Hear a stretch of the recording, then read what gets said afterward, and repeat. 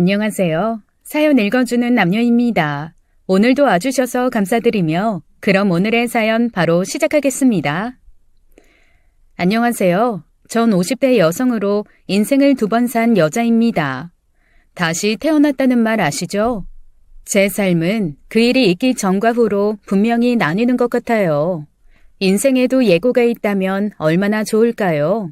재방송이 없는 것처럼 예고도 없는 게 당연한데 그땐 참 막막했습니다. 매섭게 추운 겨울날이었죠.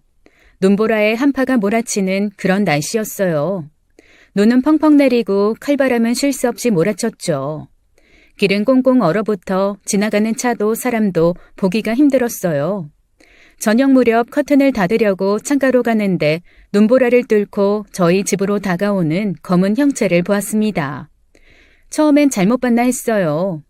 그런데 쓰러질 듯 하면서도 가까워지는 그 형체는 분명 사람이었습니다. 곧이어 초인종 소리가 날카롭게 울렸죠. 누구야, 이 시간에? 여보, 그 사람 다시 왔어. 저도 모르게 몸이 뻣뻣하게 굳더라고요. 그때 바람소리에 섞여 쉰 목소리가 들리기 시작했죠. 효정아, 나 좀 살려다오.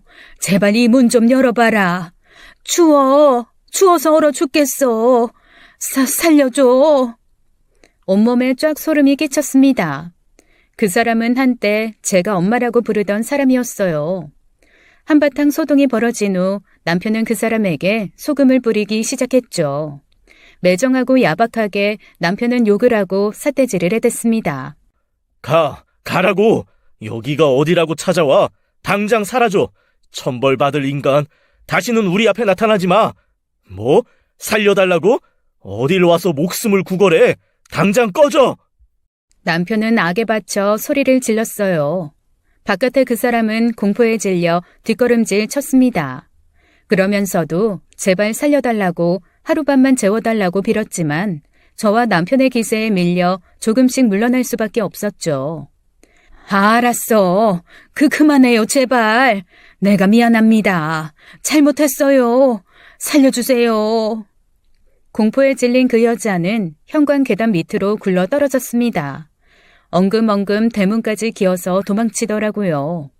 남편은 다신 찾아오지 말라고 소리를 지르며 문을 쾅하고 닫았죠. 그리곤 저를 향해 돌아서더니 절 꽉 안아줬어요. 이제 다 끝났다는 그의 말에 전 엉엉 울음을 터뜨렸죠. 전 어릴 때 생전 우는 걸 몰랐어요. 누구한테 맞아도 험한 말을 들어도 절대로 울지 않았죠. 눈물이 나올라치면 참으려고 입술 안쪽을 꽉 깨물었습니다. 남한테 우는 모습을 보이느니 그 편이 나았다고 생각해서요. 질기디 질긴 잡초처럼 어린 시절을 버텨낸 저는 고아라는 이름으로 간신히 살아내야 했습니다. 언젠가 사전에서 고아의 말뜻을 찾아봤어요. 부모를 여의거나 버림받아 몸 붙일 곳 없는 아이. 고아에서 한자어 고는 외롭다는 뜻이더군요. 의지할 데가 없다라는 뜻이 제일 먼저 나오고요. 돌멩이나 벌레로 태어났으면 차라리 나았을까요? 한땐 사람으로 태어난 게 그렇게 원망스러웠어요. 사람이란 어린 시절에 배울 게 얼마나 많은지 식사 예절, 칫솔질, 때미는 법, 그런 것도 나이가 꽤 찰 때까지 몰랐습니다. 저 있던 보육원은 시설이 형편없었기 때문에 제대로 먹거나 씻을 수가 없었어요. 그런 채로 학교는 어떻게 다녔는지 몰라요. 애들이 절 따돌렸던 것도 어쩌면 당연했겠죠. 그나마 5학년 때 좋은 선생님을 만나 전 사람 꼴을 갖출 수 있었습니다. 제가 천운으로 공부는 잘했어요.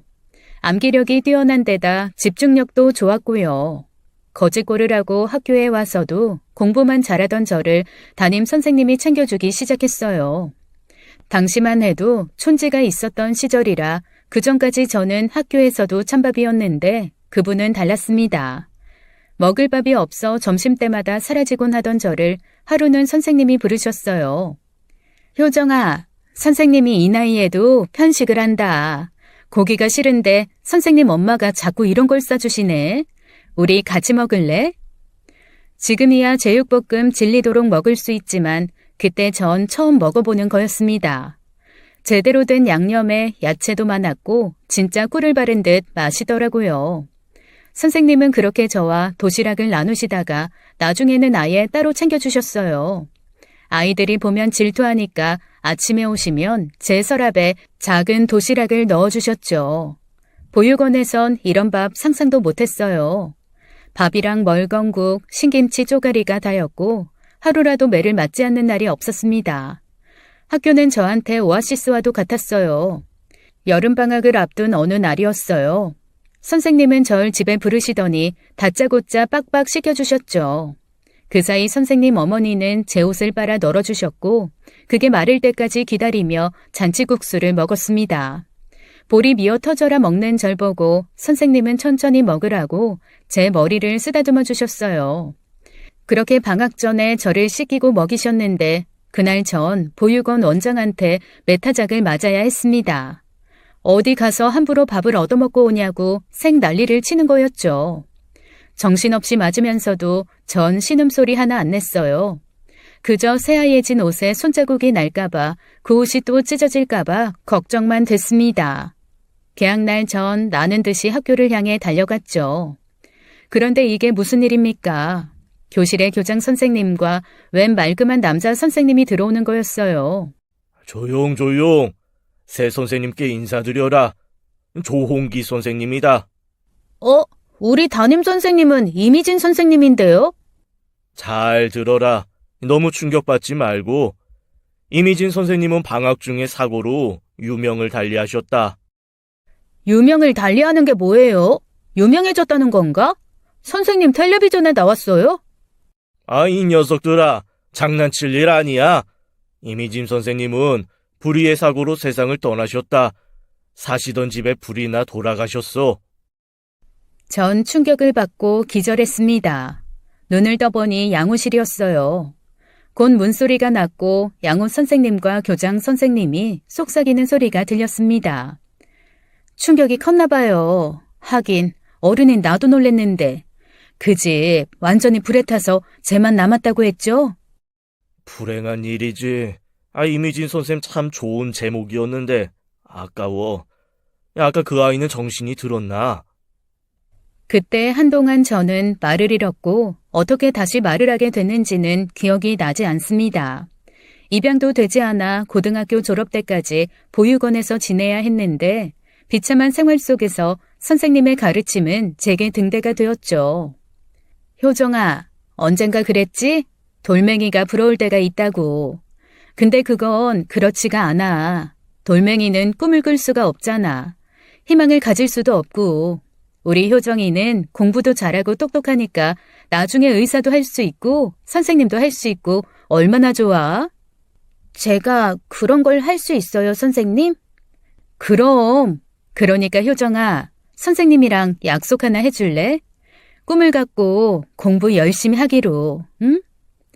그때 선생님과 새끼손가락 걸고 약속을 했었죠. 이후 쪽지 시험이건 무슨 시험이건 악바리처럼 외우고 공부했어요. 교과서를 통째로 달달 외우자 그런 작전이었죠. 보육원에서도 제가 1등을 해오니 조금씩 대우가 달라졌습니다. 교장 선생님이 관심을 갖는 우등생이 되니까 원장이 절 때리지 않더라고요. 그때 완벽히 깨달았던 것 같아요. 공부가 무기가 될 수 있구나 했던 거죠. 대입까지 악바리로 공부해 명문대에 장학생으로 들어갈 수 있었어요. 보육원에 있던 지방 소도시엔 플랜카드까지 걸렸습니다. 하지만 설렘도 잠시 서울로 상경한 저는 살기 위해 닥치는 대로 일을 해야 했죠. 조미김에 밥 산 걸 가져다니면서 시간 쪼개 공부하고 생활비와 책값을 벌어야 했습니다. MT 간다, 미팅 간다 하는 동기들 보면 다른 세상에 사는 애들 같았죠. 그 애들도 제가 외계인 같았을 거예요. 하루하루 버틴다는 표현이 맞을 정도로 살고 있는데 날라리 선배가 제 신경을 자꾸 긁었습니다. 그 선배 겨울방학 내내 유럽에 있다가 왔다던데 아주 유명하더라고요. 봤어? 상준 선배. 몰고 온 외제차. 얼마짜리야? 난들 어떻게 하냐. 엄청 비싸겠지. 그래봤자 그 선배한테는 껌값이겠지만 웬일로 솔로로 지낼 거라며 떠들고 다닌다며? 이번 학기엔 공부를 한다나? 그 선배가? 지나가던 개도 안 믿겠다. 근데 외국물 먹더니 더 근사해졌어. 배우 데뷔 안 하나? 얼추 들어보니까 그 선배 유명하더라고요. 부잣집 아들에다 멋도 잘 부리고 놀기도 좋아한다고요. 그야말로 기공자였습니다. 그런데 그 선배 자꾸 제 주변을 맴도는 거였어요.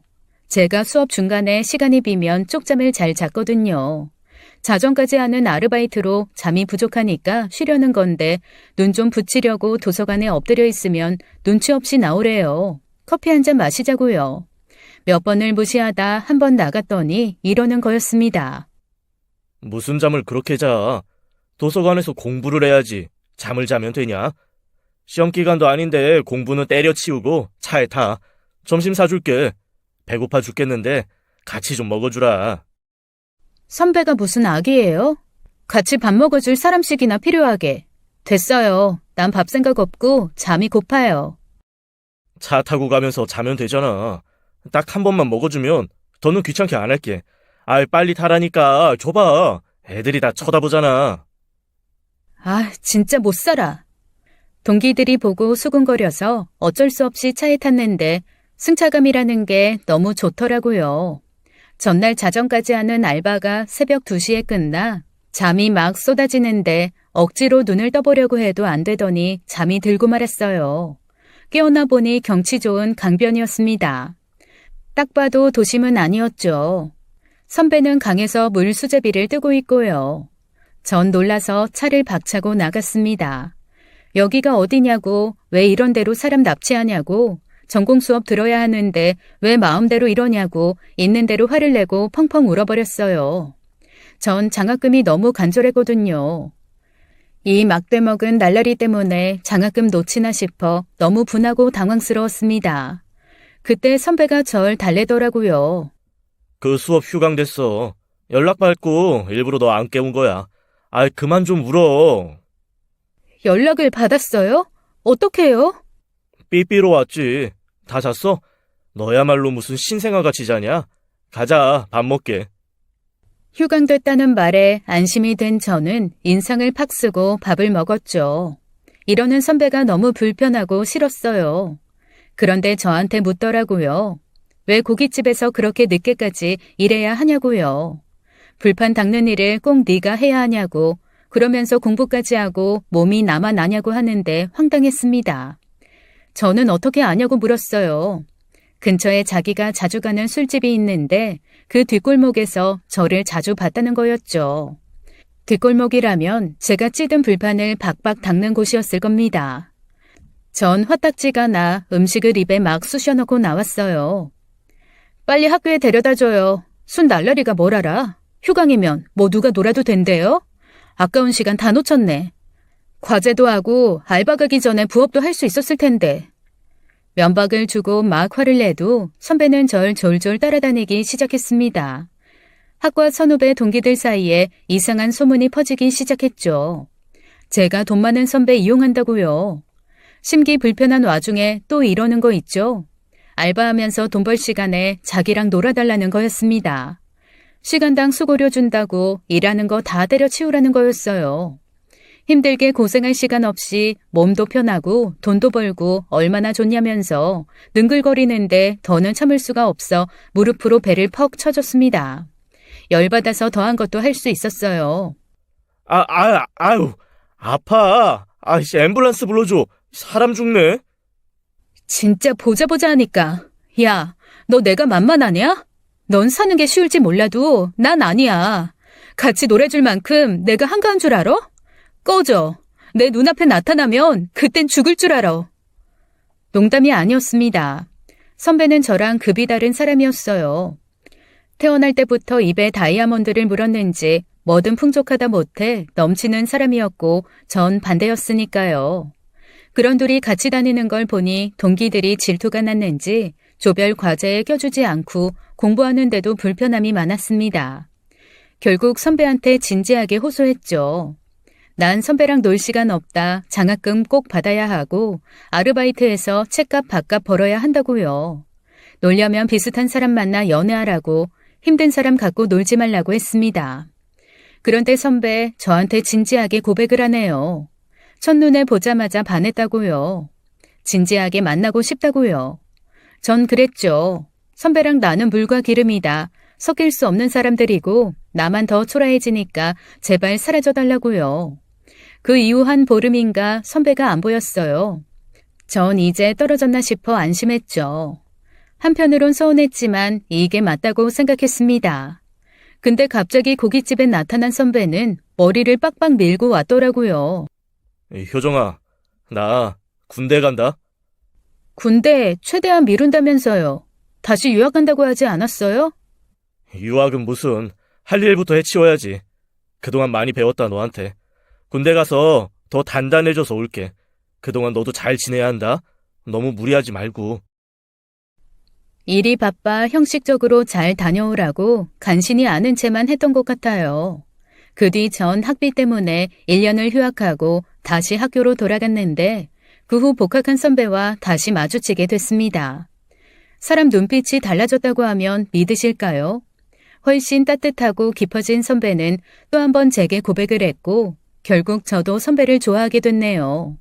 노는 건 접고 저랑 같이 도서관에서 공부도 하고 진지하게 절 배려해주는 모습에 넘어간 것 같아요. 결국 우린 연인이 됐고 믿기 어려운 행운이 따라줬습니다. 선배는 졸업하자마자 결혼하기를 원했어요. 얼른 부모님을 뵙자고 하더라고요. 전 누구보다 현실을 잘 알고 있는 상태였습니다. 부모도 배경도 없는 고아를 누가 좋아할까 싶었고 선배 부모님과 만나기 전에 헤어져야 할지도 모른다고 자포자기했었죠. 그런데 예상 못한 반전이 벌어졌어요. 거봐, 내 말이 맞지? 우리 부모님이 더 난리셔. 빨리 결혼하라고. 우리 이쁜 복덩이, 우리 빨리 결혼하자. 내일 할까? 아니, 냉수 떠놓고 지금 할까? 정말이야? 결혼 승낙하셨어? 선배 부모님은 방황하던 선배가 변한 게 다 제 덕분이라고 제게 고맙다고 하셨습니다. 수재만 모이는 명문대에서 장학금 받으려고 애쓴다는 걸 아시고는 학비 지원도 제안하셨어요. 전 괜찮다고 그러실 필요 없다고 펄쩍 뛰었지만 절 끝까지 설득하셨습니다. 남은 학기는 마음 편히 공부해보라고 정 갚고 싶으면 나중에 성공한 후에 갚으라는 말씀까지 하시면서요. 전 주책맞게 그 자리에서 울고 말았습니다. 이게 꿈인가 싶었어요. 결국 또 한 번의 휴학 없이 대학을 무사히 졸업하고 회계사 시험까지 한 번에 붙게 되었죠. 선배는 시아버지 사업을 물려받을 준비를 했고 우리 둘은 성대하게 결혼식을 올렸습니다. 동기들의 질투는 부러움으로 변했죠. 시부모님은 남편한테 그랬던 것처럼 저에게도 지원을 아낌없이 해주셨어요. 제가 고아였다는 거 싫어하실 만도 한데 그런 배경에서 끈기 있게 노력하고 결실을 이뤄낸 저를 대견하게 여겨주셨습니다.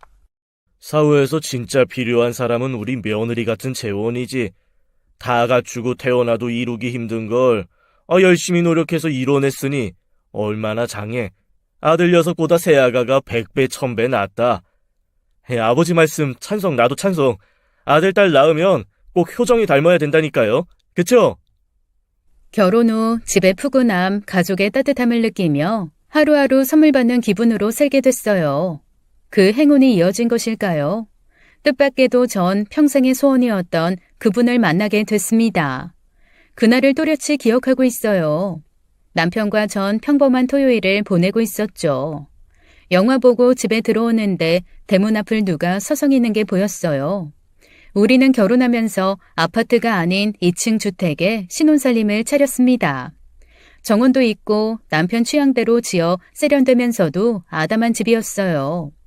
이웃들과 인사하고 지내서 동네 사람이면 웬만큼 아는데 그분은 처음 보는 얼굴이었죠.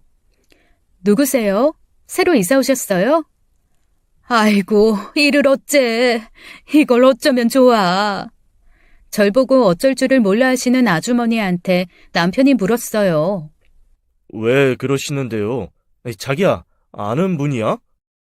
아니, 처음 뵙는 분인데? 제 말이 끝나기가 무섭게 그 중년 여인은 주저앉아 통곡하기 시작했어요. 미안하다는 말을 수없이 반복하면서 처절하게 우는 그분을 남편이 집 안으로 모셨습니다. 그리고 충격적인 얘기를 듣게 됐어요. 내가 널 낳았다. 미안하다. 이렇게 불쑥 찾아와서. 미안하다, 아가. 뭐라고요? 지금 뭐라고 하셨어요? 전 들고 있던 찻잔을 그대로 무릎 위로 쏟았습니다. 뜨거운 게 쏟아졌는데 꿈쩍도 못했어요. 너무 충격을 받아 제정신이 아니었죠. 남편이 얼른 저를 욕실로 데려가 찬물을 무릎에 끼얹기 시작했어요. 남편에게 물었죠. 당신도 들었냐고요. 나 지금 꿈꾸는 거 아니냐고 묻자 남편이 제 뺨을 살짝 꼬집었습니다. 아무 느낌이 없었어요.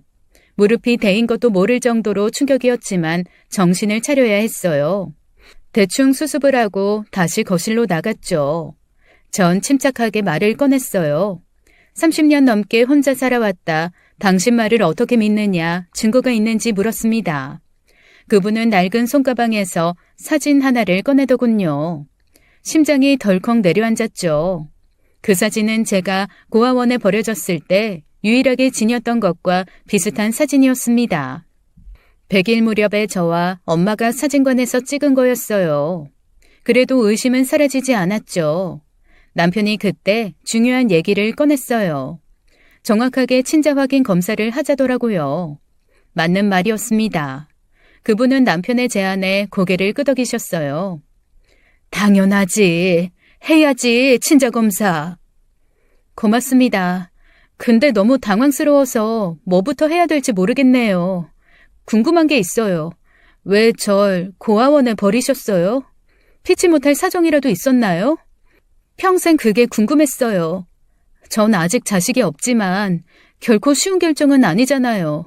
이유가 뭔지 말씀해 주세요. 가난이 죄지. 뭐가 죄겠니? 너 태어날 때 그때는 남편 없이 애를 낳는다는 게 어떤 건지 상상도 못할 거다.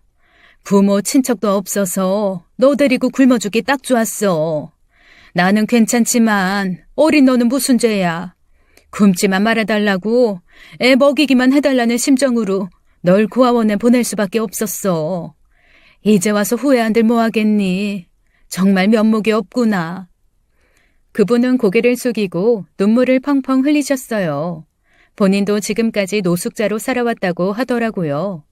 남들처럼 평범하게 사는 게 제일 어려웠다면서 이런 모습으로 나타나 미안하다고 하는데 기분이 너무 이상했어요. 남편은 귓속말로 그분을 집에 모시자고 하더라고요. 전 망설였습니다. 친자 확인 검사부터 하고 그 결과 보고 결정하자고 했지만 남편이 그랬어요. 자기야, 망설이지 말고 하고 싶은 대로 해. 저런 거짓말을 누가 쉽게 하겠어. 딱 보니까 갈 데도 없어 보이잖아. 너 저분 그냥 보내고 발 뻗고 못 자. 내 말대로 해. 우리 2층에 손님방도 있잖아. 얼마나 다행이야. 어? 그분이 2층에 올라간 그날 밤 심장이 뛰고 이상하게 잠이 오지 않았습니다. 정말 엄마가 맞나? 엄마랑 지금 한 지붕 아래에 있는 게 현실인가? 너무너무 기분이 이상하더라고요. 남편도 잠이 안 오는지 자꾸 뒤척였고요. 그렇게 날밤을 샜습니다. 다음 날 아침 2층으로 올라갔어요. 근데 이상한 소리가 들렸습니다. 욕실에서 그분이 씻고 계신 것 같았는데 콧노래? 분명히 흥얼거리는 소리가 들려왔죠. 전 한참을 욕실 문 앞에 서 있었어요. 심정이 아주 복잡했거든요. 난 지금도 심란하기 짝이 없는데 엄마라는 사람은 멀쩡한가? 지금 이 상황에서 노래를 흥얼거리는 게 말이 되나? 그냥 화가 났죠. 곧 욕실 문이 열렸고 그분이 깜짝 놀라더라고요. 아이고 깜짝이야. 언제 올라왔어? 내가 생전 이런 욕실을 써봤어야지. 너무 잘해놓고 산다 우리 딸. 기특해 죽겠네. 그래서 노래가 나와요? 절 찾아서 너무 기뻐서요? 제가 무표정한 얼굴로 물었더니 그분 얼굴을 싹 바꾸더라고요. 노숙자로 살다 보니 따뜻한 물로 샤워만 해도 감동을 한다면서 오해는 말아달라고 울먹거리더니 제 손에 자신의 칫솔과 머리카락이 담긴 비닐팩을 쥐어주는 거였습니다. 꼭 유전자 검사해봐. 우리 믿음 갖고 살자, 응? 너나 나나 흘려보낸 시간이 아깝잖아. 안 그래? 나 옷 좀 갈아입고 나올게. 참, 검사 결과 나올 때까지 나 여기 있어도 되지? 나 갈 데가 없다. 그러세요. 남편도 그러자고 하니까 당분간은 여기서 지내요. 결과가 나오는 2주간 그분은 우리 집에 있게 됐어요. 남편은 저보다 더 기뻐했습니다. 당장 이 사실을 시부모님께 알리자는 걸 제가 말려야 했어요. 검사 결과 나오면 알려드리자고 했더니 그때까지 어떻게 참냐며 벌써 장모님 호칭을 써가며 지극정성으로 그분을 모셨죠. 전 남편과 달리 기분이 좋지만은 않았어요. 그분이 너무 어색하고 거리감만 느껴졌어요. 저한테는 미안하다는 건 말로만 그러는 것 같고 내가 엄마인데 네가 이것도 못해주냐 점점 이런 태도만 심해졌습니다. 쇼핑을 몇 번이나 가자고 하는지 집에서도 도우미 아주머니한테 요구사항이 얼마나 많은지 탕수육 해달라 해물찜은 왜 안 하냐 인삼 좀 다려와라. 밖에서 못 먹고 지내 그렇다고 하시는데 아닌 말로 짜증이 날 때도 있었거든요. 내심 친자검사 결과가 잘못 나오기를 바랐습니다. 그런데 결과는 충격적이었죠. 그분은 저를 낳아준 생모가 맞았어요. 유전자가 거의 일치한다는 결과지를 보고 또 봤습니다. 아이고 감사합니다. 효정아, 내 딸 이리 와. 한번 안아보자. 엄마. 의심이 말끔히 사라져 우리 부부는 전보다 더 엄마에게 잘해드렸어요. 그런데 자꾸 불편한 일이 생겼습니다. 없이 살아서 그렇다, 고생을 직사게 해서 그렇다며 엄마가 요구하는 것들이 점점 더 늘어만 갔죠. 중국집 하나를 통째로 빌려달라고 하셔서 그렇게 했더니 노숙자 친구들을 불러 술에 취해 난장판을 벌이질 않나 고급 레스토랑에서 우리도 잘 안 먹는 제일 비싼 음식 드시고 남편을 불러 계산하게 한 적도 있으셨죠. 한 번은 엄마 방에 올라갔다가 기절하게 놀란 적이 있어요. 커다란 명품 박스가 몇 개나 쌓여 있었습니다. 엄마, 이게 다 뭐예요? 오늘 또 백화점 다녀왔어요? 넌 젊은 애가 꾸미지도 않니? 회계사들 돈도 잘 번다는데 무슨 재미로 사니? 오늘 우서방 카드로 샀다. 어때? 이쁘지? 잘 어울리지? 내가 준 카드는 어쩌고요. 아무리 그래도 그렇지 돈을 이렇게 물 쓰듯이 쓰면 어떡해요? 저 사람 보기 미안해 죽겠어요. 카드 내놔요. 저 사람 카드 돌려달라고요. 사위 돈 그렇게 함부로 쓰는 거 아니야, 엄마. 어머머? 너 어떻게 나한테 이래? 엄마 가난해서 창피하니? 그동안 너무 고생하고 살아 이러는 건데 엄마가 안쓰럽지도 않아? 아이고 서러워. 딸한테도 구박받는 내 신세. 서러워서 어쩌나. 내가 벌써 귀찮아졌어? 그래, 엄마 나갈게. 나가서 다시 계단 청소라도 하면서 지낼게. 미안하다, 뺏기쳐서. 왜 이래요? 어딜 간다고? 됐어요. 내일 다시 얘기해. 이런 일이 한두 번이 아니었어요. 너무 속상하고 힘들었지만 그래도 참으려고 했습니다. 하지만 도를 넘는 엄마의 행동에 결국 전 폭발하고 말았어요. 나한테 미안한 마음이 있긴 한 거냐고, 내가 어떻게 여기까지 왔는데 그걸 거저 누리려고 하냐고 저도 모르게 막말이 나왔죠. 보육원에서 맞으며 컸고 악바리처럼 공부해 대학 가서 잠도 못 자고 공부하는 동안 엄마가 나한테 해준 게 뭐냐고 낳기만 하면 다냐고 미친 것처럼 소리까지 지르면서요. 남편은 그런 저를 말리면서 엄마와 저를 중재하려고 했지만 이미 제 마음은 차갑게 식어버렸죠. 엄마는 또 울고 다시 거리로 나가겠다고 하더라고요. 전 마음대로 하라고 방으로 들어와 버렸고 남편이 엄마를 달래는 것 같았습니다. 다음 날 푸석푸석한 얼굴로 출근을 하는데 몸도 마음도 엉망이었어요. 그러다 이웃집 모녀를 보게 됐습니다. 이쁜 꼬마가 머리를 곱게 따내리고 엄마 손을 잡고 가는데 깡충깡충 꼭 토끼 같았어요. 엄마 좋다고 매달리고 뽀뽀하는 모습을 보는데 갑자기 울컥했습니다. 그래도 엄마인데, 하나밖에 없는 엄마인데 제가 너무 심한 것 같았죠. 그날은 다시 집으로 차를 돌렸습니다. 한평생 떨어져 살았으니 서로 맞지 않는 부분 당연한 거고 앞으로 서로 배려하면 되는 건데 내가 왜 이러나 너무 이기적인 거 아닌가 싶어서요. 엄마랑 화해하고 어디 좋은 데 가서 밥이라도 먹자는 생각이었습니다. 일부러 집에 살금살금 들어갔어요. 엄마 놀래켜주려고요. 엄마는 베란다 밖에 나가 계셨습니다. 문을 꼭 닫고 담배를 피우고 있었죠. 그런데 더 충격적인 건 엄마의 통화 내용이었어요. 똑똑? 아이고, 야, 누가 똑똑해? 멍청한 게 내가 정말 지 엄마라고 생각한다니까. 뭐 멍청하거나 말거나 난 좋아. 엄마 행세하면서 호강하고 좋지. 야, 너 놀러 올래? 좀 고상하게 하고 와라. 옛날 동창이라고 뻥치고 소고기 얻어먹자. 장어? 장어도 좋지. 너 명품 가방 본 적 있냐? 내가 구경시켜줄게. 그때 책 하나가 굴러 떨어졌어요. 놀란 제가 책장에 손을 찝다가 그렇게 된 거였죠. 전 소파 뒤로 확 몸을 숙이고 현관 쪽으로 슬라이딩 했습니다. 지금 막 들어온 척 하려고요. 제 인기척에 그 여자는 급하게 전화를 끊고 집 안으로 들어오더라고요. 언제 들어왔어? 무슨 일 있니? 회사는? 아야, 내가 이렇다니까.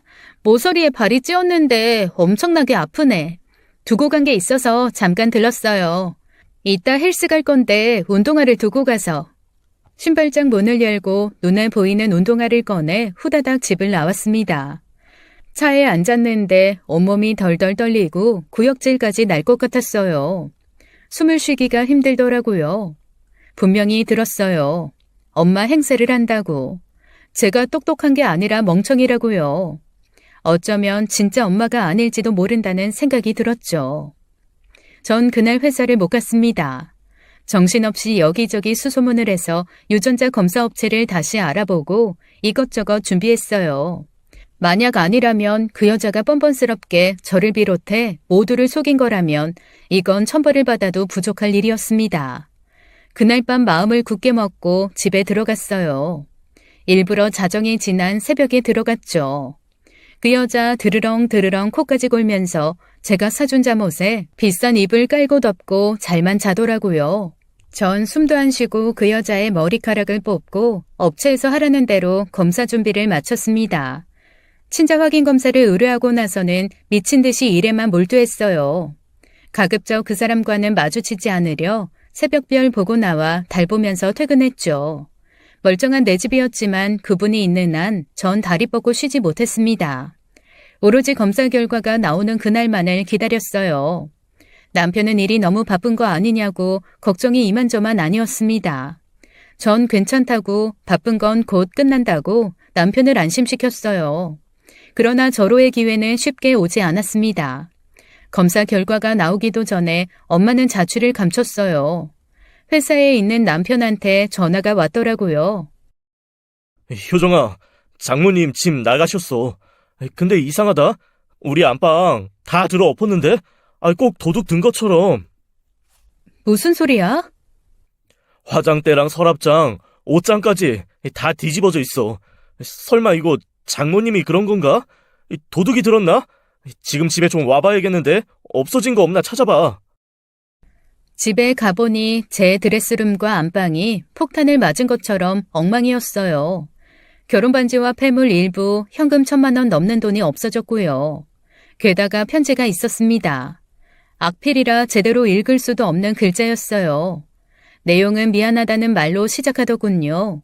절 어렸을 때 버려놓고 지금 와 엄마 노릇하는 게 미안하고 면목 없다는 내용이었습니다. 지금은 가진 게 없어 어쩔 수 없이 돈이랑 폐물을 빌려간다고 나중에 성공해서 꼭 갚겠다는 내용이었죠. 남편 보기도 민망하고 정말 화가 머리끝까지 났어요.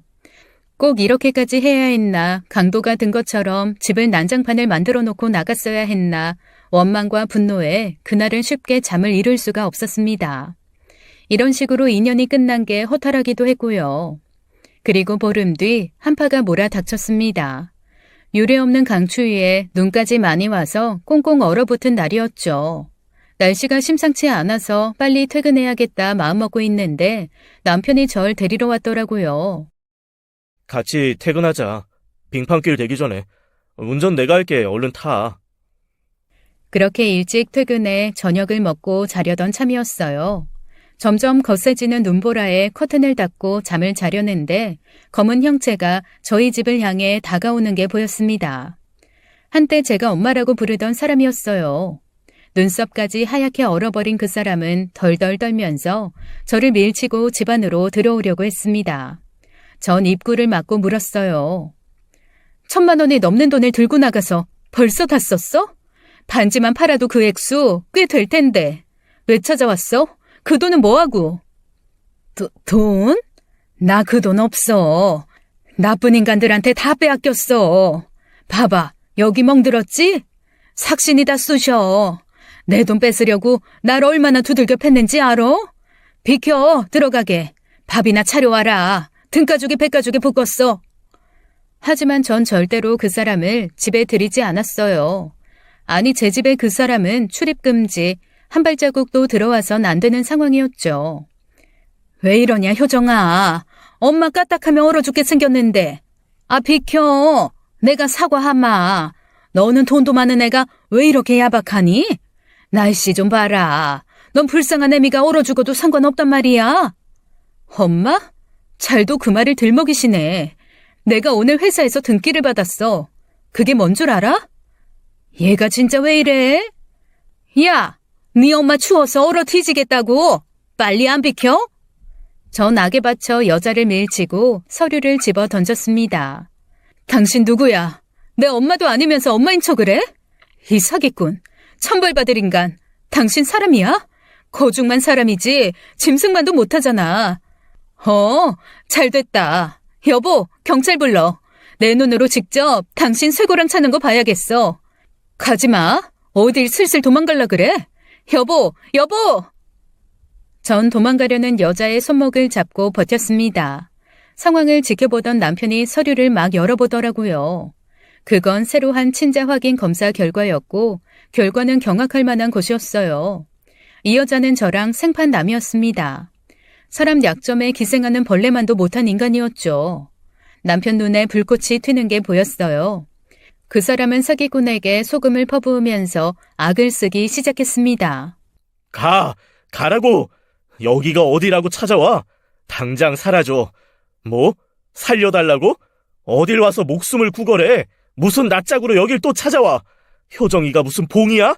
이 벼락 맞을 인간아! 어딜 도망가? 콩밥 먹어야지. 여보, 당장 경찰 불러. 이렇게 지독한 인간은 아주 싹을 잘라버려야 돼. 남편이 화를 내며 천둥같이 소리를 지르고 몰아붙이자 사기꾼 여자는 겁에 질린 것처럼 보였어요.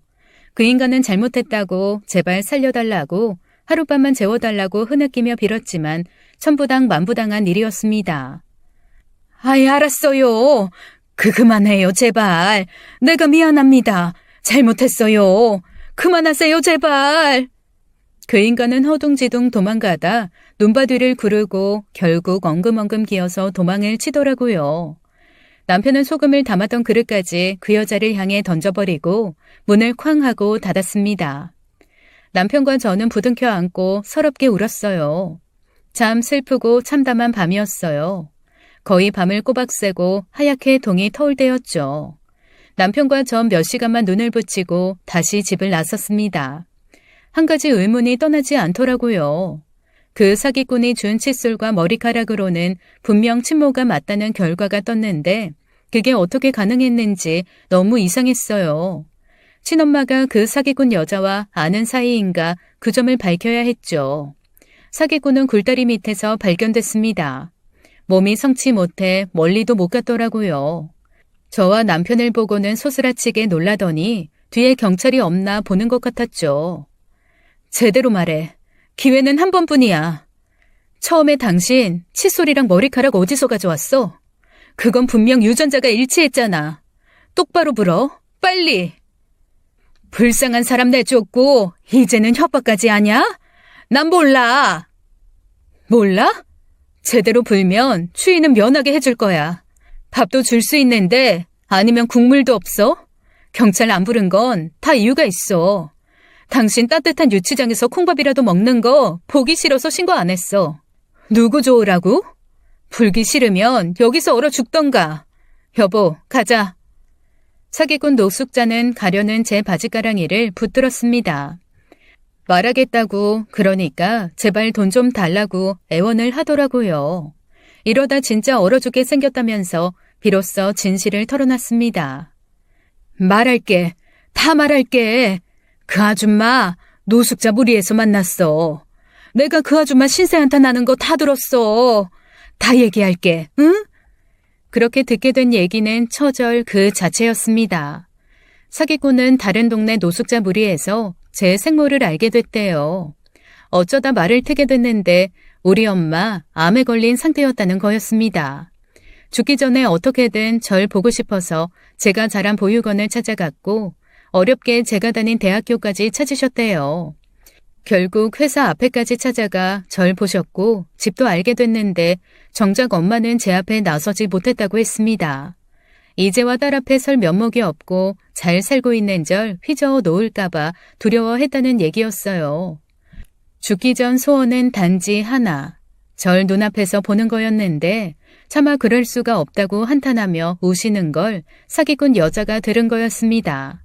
그 여자는 제 생모가 잠든 틈을 타 가방을 뒤졌고 제 100일 사진을 찾았던 거였어요.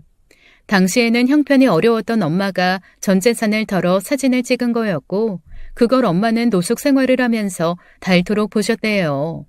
사기꾼은 칫솔과 사진을 훔친 것도 모자라 생모의 머리카락까지 뽑아 절 속일 만반의 준비를 했던 거였고요.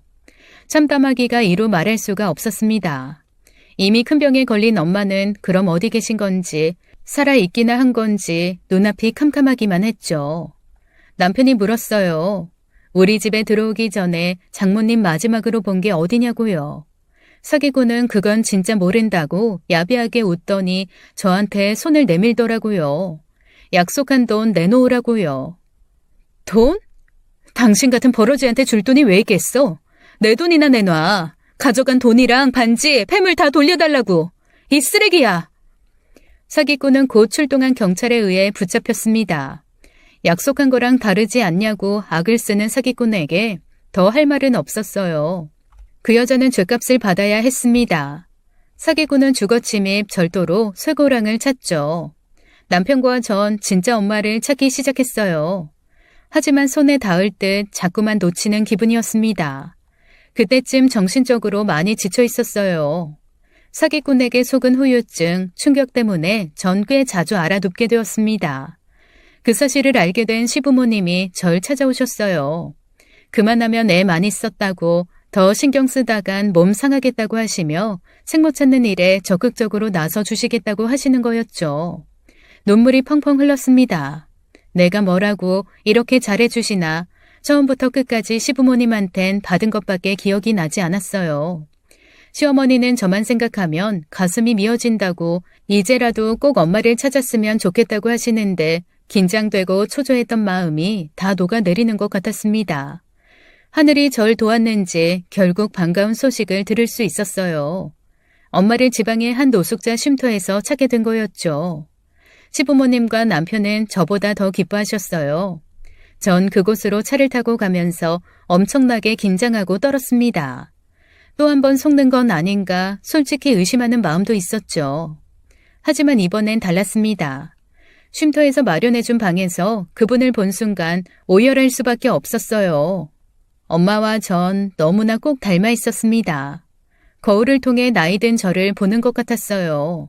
삐쩍 마른 엄마를 보자마자 전 대성통곡을 했고 엄마 역시 흐느끼기 시작했습니다. 누구 맞니? 엄마 맞아? 이런 대화도 필요 없었어요. 한서린 통곡만이 작은 방을 가득 채울 뿐이었죠. 남편이 겨우 저를 달래서 의자에 앉았어요. 엄마의 야윈 모습에 전 또 한 번 가슴이 무너졌습니다. 엄마는 새처럼 바들바들 떨면서도 저한테서 눈을 못 떼셨어요. 제가 먼저 입을 열었습니다. 엄마라고 불러도 되지? 말없이 고개를 끄덕이는 엄마를 전 화가 나버렸어요. 그저 세월이 야속하고 상황이 안타까울 뿐이었죠. 애끓는다는 심정이 이런 거였을까요? 엄마는 작은 목소리로 속삭이셨습니다. 너무 가슴이 아파 큰 소리도 못 내시는 것 같았죠. 아가, 내 아가, 미안하다. 엄마가 미안해. 제 생에 잊지 못할 순간이었어요. 기억도 안 나는 신생아, 젖먹이 시절에만 잠깐 엄마 곁에 있었을 뿐 지금까지 끈떨어진 신세였던 저는 이제야 제자리를 찾은 것 같았습니다. 너무 안심되고 감사하고 그 감정 말로 설명할 수가 없었어요. 그리고 엄마의 한서린 이야기를 들을 수 있었죠. 20살이 갓 지났을 때 결혼한 엄마는 1년 만에 사별로 혼자가 되셨대요. 부모, 친척도 없던 엄마는 있던 돈마저 사기를 당해 빈털터리가 되어 거리로 내몰렸다고 하셨습니다. 여기까지 말씀하시고 엄마는 더 입을 열지 않으셨죠. 전 괜찮다고 얘기는 천천히 하자고 했어요. 그 뒤 몇 번을 더 엄마를 찾아갔습니다. 매일 가고 싶었는데 직장일이며 정리할 게 많아서 띄엄띄엄 갈 수밖에 없었어요. 그리고 제 마음 정리도 해야 했고요. 진짜 엄마를 찾았다는 엄청난 사실 앞에서 저도 많이 떨리고 혼란스러웠습니다. 4번째 방문한 날이었어요. 그날은 엄마를 위해 직접 만든 음식이랑 좋은 이불, 옷을 싸들고 갔었죠. 이미 쉼터에서 시설 좋은 요양원으로 옮기신 뒤였고요. 엄마는 절 만나고 조금씩 얼굴이 좋아지셨어요. 식사량도 조금씩 늘고 있다고 하더라고요. 만나는 횟수가 많아질수록 저도 진정이 되고 참 좋기만 했습니다. 4번째 만남에서 전 작정하고 물었어요. 엄마, 나 정말 궁금한 게 있는데 왜 아빠 얘기는 안 해줘? 순간 엄마 얼굴이 굳어지는 게 보였습니다. 전 엄마를 살살 달래야만 했어요. 무슨 얘기든 괜찮다고 감당할 자신 있다고 어떻게 내가 이 세상에 나오게 됐는지 꼭 알고 싶다고 엄마를 설득했죠. 엄마는 정말 어렵게 입을 열었습니다. 난 혼자 널 낳았다. 그게 다야. 날 어떻게 혼자 낳아? 혹시 아버지 나쁜 사람이야? 그런 거야? 그렇게 말한 건 엄마를 안심시키기 위해 꺼낸 의미 없는 말이었어요. 하지만 엄마는 억지로 눈물을 삼키며 고개를 저었습니다. 왠지 좋지 않은 예감이 들었지만 전 그래도 알고 싶었죠. 엄마, 나 어린애 아니야. 성인이고 남편도 있는걸. 어떤 얘기든 감당할 수 있어. 말해주세요. 기나긴 설득 끝에 엄마가 입을 열었습니다. 노숙자 무리에서 왕초격인 남자가 엄마를 쫓아다녔대요. 그러다 하룻밤 큰일을 당하고 절 갖게 되었다는 얘기였어요. 엄마는 얘기 끝에 처절하게 흐느끼셨어요. 그러면서도 절 붙잡고 이렇게 말씀하셨습니다. 아가, 누가 뭐래도 넌 내 딸이야. 누가 뭐래도 내 소중한 딸이라고. 마음 다치지 마라. 더는 상처받지도 말어. 다 엄마 죄야. 넌 하나도 잘못한 게 없어. 그러니 속상해 마라. 다 엄마 죄고 넌 축복일 뿐이야. 거리에서 절 낳을 뻔한 엄마는 다행히 좋으신 분들의 도움으로 병원에서 출산을 했고 남의 집에서 산후조리를 하며 눈칫밥을 먹다가 결국은 절 데리고 다시 길거리로 나오게 됐다고 하셨어요. 마땅한 방 한 칸 없는 데다 절 두고 일도 할 수 없어서 몇 날 며칠 절 안고 우시다가 어쩔 수 없이 고아원에 맡겼다는 얘기였습니다. 이후 절 찾으려고 닥치는 대로 일을 했지만 잘 먹지 못해 건강이 문제였고 화로 인한 병이 찾아와 현실은 늘 힘드셨대요. 결국 노숙자로 여태 살아오신 거였죠. 여기저기 떠돌아다니시다 암이라는 병도 얻게 된 거였고요. 엄마의 이야기는 사실 큰 충격이었습니다. 저는 제가 축복받지는 못했어도 그런 저주받은 운명일 거라고는 꿈에도 생각하지 못했어요. 잠시 산책을 해야겠다고 하고는 요양원을 나왔습니다. 논밭길을 정신없이 걷다가 홀린 듯 어딘가로 들어갔는데 그곳이 교회인지 성당인지는 알 수도 없었습니다. 전 주저앉아 눈물 섞인 호소를 했어요. 왜요? 왜 날 그렇게 태어나게 했어요? 너무 가혹하잖아요. 이제 엄마 만났는데 행복할 줄 알았는데 이게 뭐예요? 나 같은 거 살아서 뭐예요? 살아서. 전 피를 토하듯 흐느꼈습니다. 그때 제 곁으로 누군가 다가오더군요. 요양원에서 여기까지 쫓아온 남편이었어요. 저는 남편을 붙잡고 오열했습니다. 차라리 모르는 게 나았어. 모르는 게 나을 뻔했다고. 자기야, 정신 차려. 장모님은 생각은 안 해? 너 소중한 사람이야. 나한테 그리고 장모님한테 그리고 우리 부모님한테도. 장모님, 그럼에도 불구하고 널 사랑하고 그리워했어. 평생 죄 지은 심정으로 사셨다고. 나랑 같이 모든 걸 감당하자. 너 혼자 이러지 말고. 부둥켜 안고 우는데 누가 털썩 쓰러지는 소리가 들렸어요. 돌아보니 엄마였습니다. 뼈밖에 안 남은 앙상한 엄마가 여기까지 어떻게 오신 걸까요? 엄마는 저를 향해 무릎을 꿇고 두 손을 모으고 계셨죠. 아가, 다 내 잘못이다. 원망하려거든. 날 원망해. 엄마를 욕해. 엄마가 이렇게 빌게. 그때 전 보았습니다. 엄마의 애끓는 마음이 담긴 간절한 눈빛을요. 엄마의 얼굴은 눈물 범벅이었지만 그 눈빛만큼은 강렬하고 또렷했어요. 진심이 아니면 사무친 마음이 아니면 그런 눈빛이 나올 수가 있었을까요? 전 엄마한테 기어가 처음 태어난 아기처럼 안겨서 엉엉 울었어요. 엄마와 전 서로 꽉 부둥켜 안았습니다. 아가, 넌 잘못 없어. 그저 너만 생각하며 살아. 엄만 깡그리 잊어도 돼.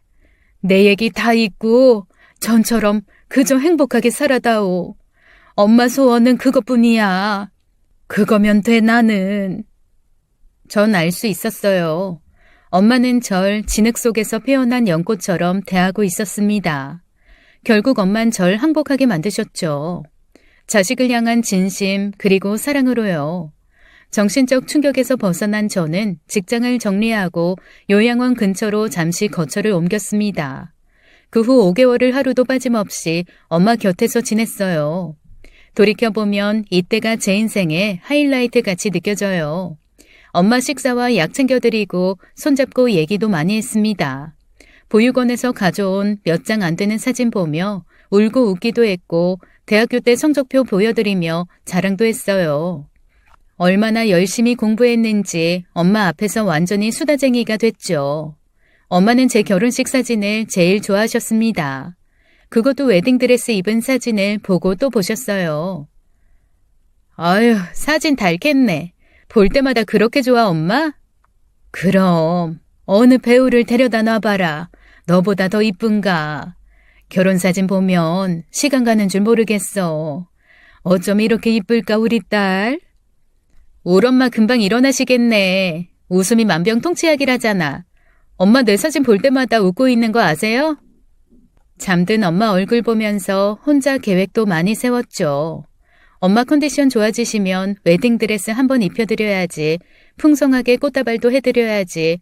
여자로서 인간으로서 엄마가 누리지 못한 거 이제라도 다 해드리고 싶었습니다. 하지만 남은 시간은 너무나 짧았어요. 엄마의 기력이 다했다는 건 저도 알 수 있었습니다. 눈을 뜨고 있는 시간보다 고통에 신음하는 시간이 길어지시고 대화도 뜸해졌어요. 그렇지만 엄마 곁에 있을 수 있어 얼마나 다행이었는지 모릅니다. 아가, 효정아, 엄마 옆에 있어.